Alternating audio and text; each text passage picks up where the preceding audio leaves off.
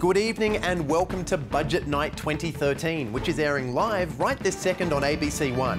So thank you for choosing me and not Treasurer Wayne Swat. Really? You're going to pick up the... Don't change the channel. Oh, come on.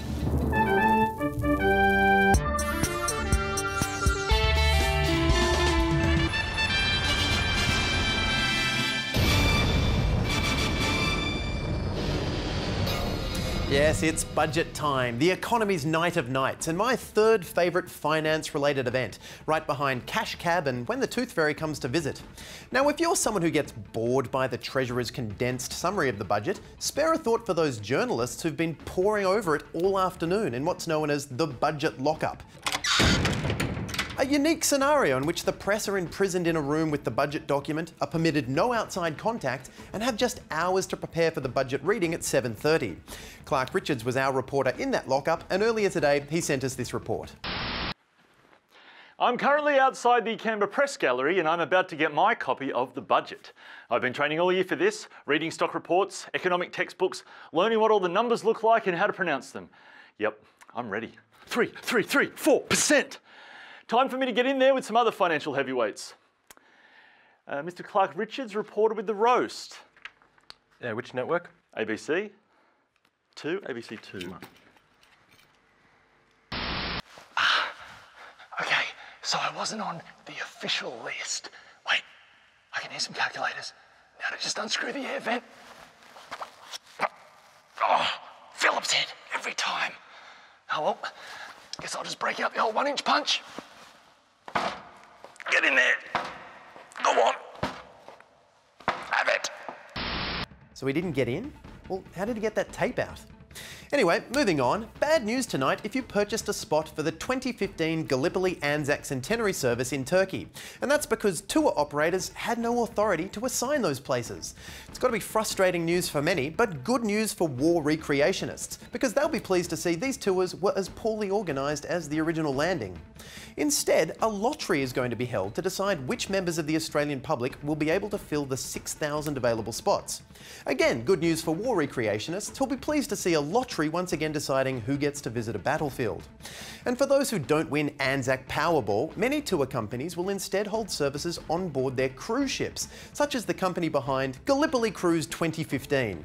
Now, it's not appropriate for me to endorse one Anzac-themed cruise over another, but you should be aware that the feature of the Gallipoli Cruise 2015 will be the commemoration of the Anzac spirit, not to mention ABBA tribute band BABBA.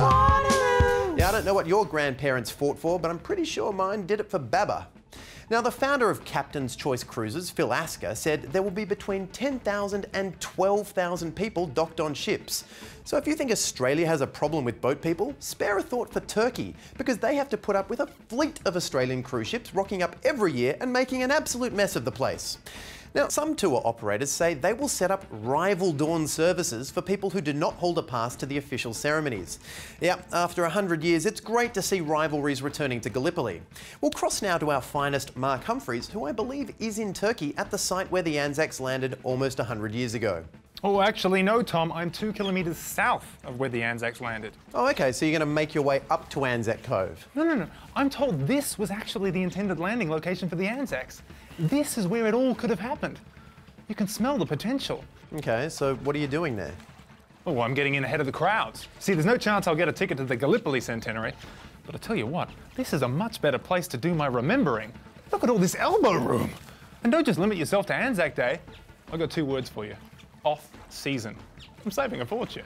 OK, but for 100 years, Australians have made that pilgrimage to the sacred ground of Anzac Cove. Then people have been making the same mistake for a century. This is where the landing was supposed to happen, right here. It's beautiful. Not a soul around. Coo-wee! If only they landed here. No steep cliff faces to negotiate. Plenty of cover. Sandy ground underfoot for easy trench digging. I actually think... No, I shouldn't. No, go on. You actually think... I actually think I could take this place. What do you mean, take? Well, I can see me storming this beach. They'll never see me coming. Oh, yeah, I really don't think that's a good idea. Forever! Waterloo! All right, well, thanks, Mark. I'm actually just hearing we've received another report from Clark Richards, who hopefully got out of that air vent and into the budget lockup. Roll the tape. I'm in. I finally got in. It's 3 hours until budget time and everyone's here. The Fin Review guys over there are questioning their pie charts. The Australian are reviewing the modelling and the Daily Telegraph are analysing the various Photoshop options for tomorrow's front cover. I got to say though, it's not the glamorous journalism experience I was hoping for. Laurie Oakes keeps shushing me and there's gum under the desk. Word on the street, it's Roscoe McGittens. Shh. No, you shush Oakes! Anyway, Tom, I've got to get back to it. I've got 3,000 pages to go before Who threw the gum at Laurie Oakes? You, give me the camera. No, get out of it. I'm on the list. Get him! What are you... Finally tonight, the United Nations Food and Agriculture Organization has released a report that encourages us to eat insects.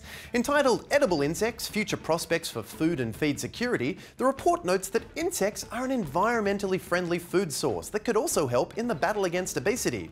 Something I'm inclined to agree with, since even just thinking about eating a few of these makes me spew my guts up. Now, the practice of eating insects is known as entomophagy, coming from the Greek word entomos, meaning insect, and phagein, meaning ew, gross.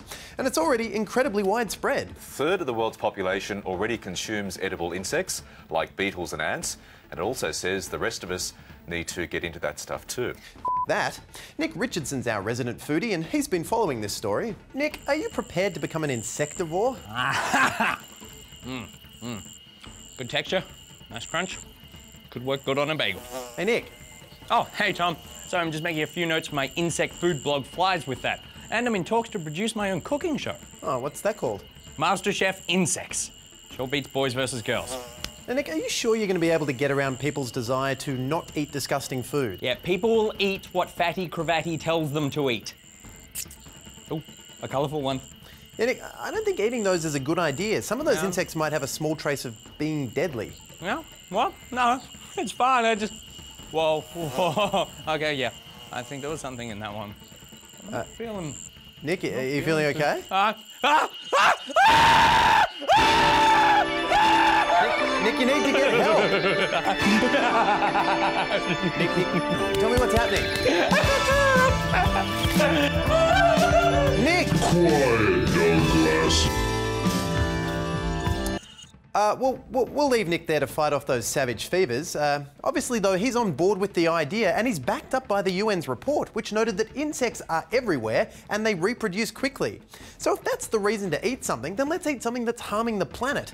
I mean, what other animal is everywhere and reproduces quickly?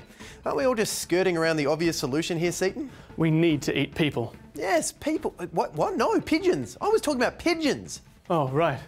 What have I done? Hopefully nothing. Let's turn now to someone who, like me, isn't so keen on the idea of insect consumption. Dave Ferrier, you're anti-insect. Why is that? Because I am a human and at the top of the food chain. And as a human, it is my obligation to overwhelm and destroy animals larger than me. I don't want to eat a tiny little unsatisfying fly. The bigger the animal is, the more blood and fat it has. And the blood and the fat is where the taste lives.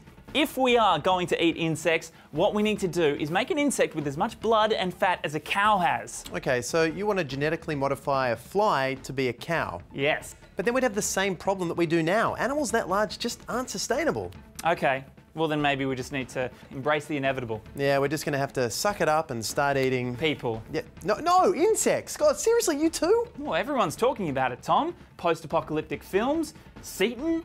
And think of the variety. You could have Chinese one night, Mexican another, and then a good old Aussie roast on the weekend. Right, Dave, you're really beginning to disturb me, so I'm going to stop talking to you. And finally, I understand we're going to cross live to Clark Richards, who is outside the House of Representatives, where Treasurer Wayne Swan continues to hand down his budget. Clark, any big surprises so far? What are you doing?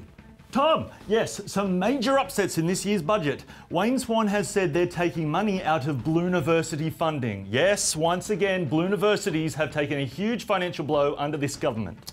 Right, okay. How have working families fared? Working families? Working families. Tom, no mention of working families yet. Lots of talk of treasure. Speak up, Swanee, I can't hear you! Hey, you again. I told you no listening, Coles. Get out of it! Come on. I'm on the list! I work for ABC too. Well, that was our budget night special. I'm going to be honest with you, you probably should have watched ABC One. Good night.